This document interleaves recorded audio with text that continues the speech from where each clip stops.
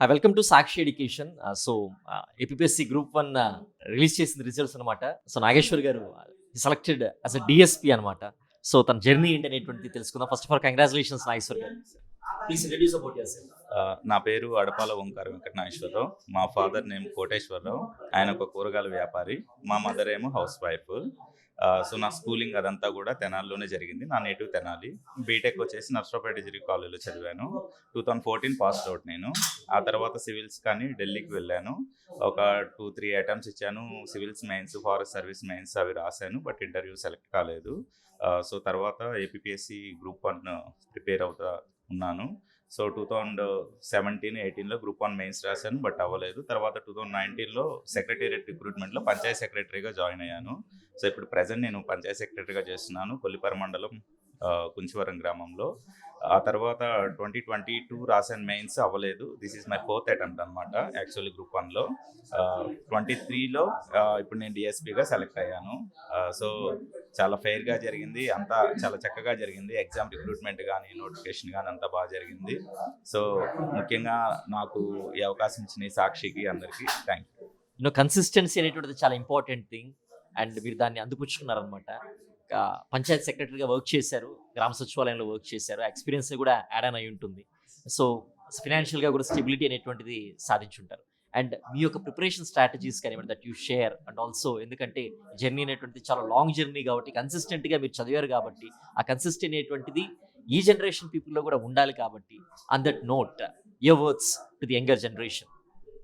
మెయిన్గా మనకి సివిల్స్ కానీ గ్రూప్ 1 కానీ ఎక్కువ అవి ఫోకస్ చేస్తే వాటిలో 3 టైప్స్ ఆఫ్ ఎగ్జామ్స్ ఉంటాయి. అంటే like prelims, mains and interview. 3 stages clear చేస్తేనే మనం ఫైనల్గా సెలెక్ట్ అవుతాం అనమాట. ప్రిలిమ్స్లో మనం స్టిక్ టు కొన్ని బుక్స్కి మాత్రమే ఉండాలి. యాక్చువల్గా ఇప్పుడు జనరేషన్ ఎక్కువగా సోషల్ మీడియా మీద ఎక్కువ డిపెండ్ అవుతుంది. Like WhatsApp, Twitter, Insta, Facebook ఇట్లాగా.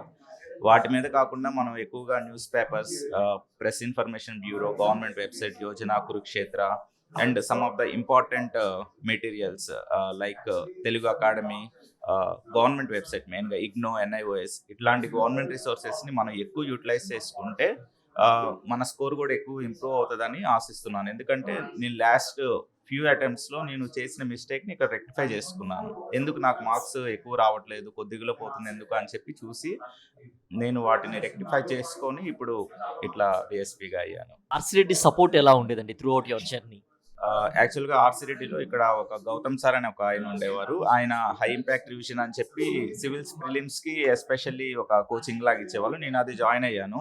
సో దానివల్ల ఏంటంటే ప్రిలిమ్స్ ఓకే కేక్ వాక్ లాగా అయిపోయేది నాకు. అసలు చాలా అంటే చాలా బాగా చెప్పేవాళ్ళు.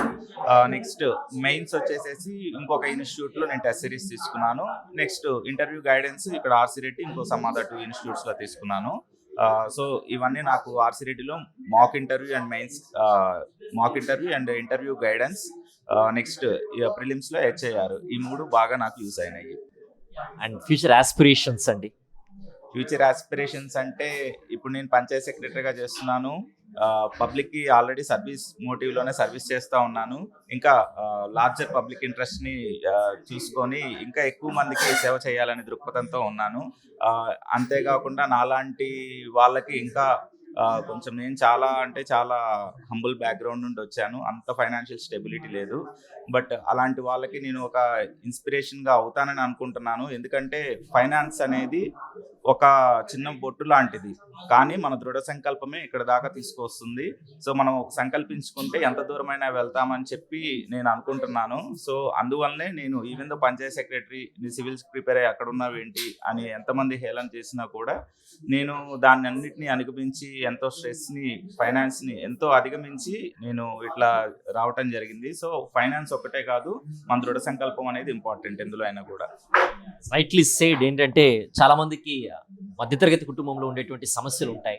అవి కేవలం ఒక చిన్న బొట్టు లాంటిదే, కానీ సంకల్ప బలం అనేటువంటిది చాలా దృఢంగా ఉంటే అదే గొప్ప ఆయుధం అవుతుంది, మనల్ని ముందుకు నడిపిస్తుంది.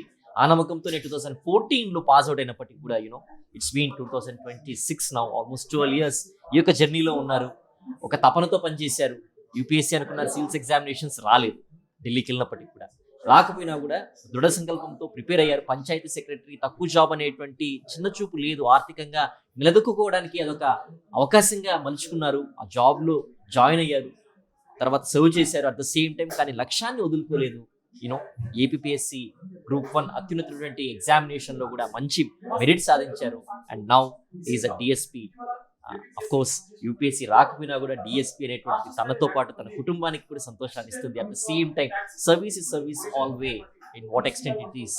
సో కాబట్టి దాన్ని నమ్ముకున్నట్లుగా కనిపిస్తున్నారు. తను ఒక ఎగ్జాంపులరీ పర్సన్ గ్రామీణ ప్రాంతంలో ఉండేటువంటి వాళ్ళందరికీ కూడా. Hope you can derive inspiration from his story. And Sakshi education is wishing you all the best.